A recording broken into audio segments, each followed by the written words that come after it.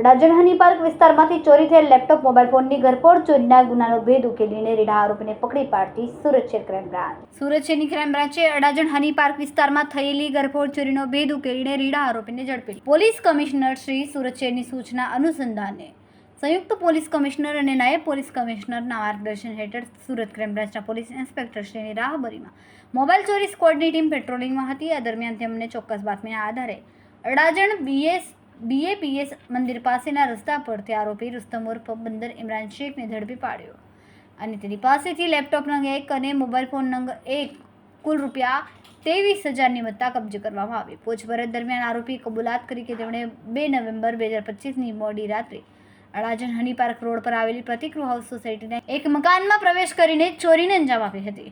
આ ગુનામાંથી મુદ્દામાલ રિકવર કરીને અડાજણ પોલીસ સ્ટેશનમાં નોંધાયેલ ઘરફોડ ચોરીના ગુનાનો ભેદ ઉકેલવામાં આવ્યો. વધુમાં આરોપી અગાઉ પણ રાંદેર, અડાજણ અને જહાંગીરપુરા પોલીસ સ્ટેશનમાં ચોરીના ગુનામાં પકડાઈ ચૂક્યો છે તેમજ પાસા હેઠળ અટકાયત પણ થયો છે. કેમેરામેન સેનિલ વિરાણી સાથે વિશાલ છેટા, માનવ Prabha news, Surat.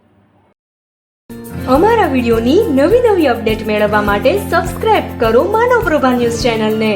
Bell icon click કરો લેટેસ્ટ વિડિયો સૌથી પહેલા મેળવવા માટે.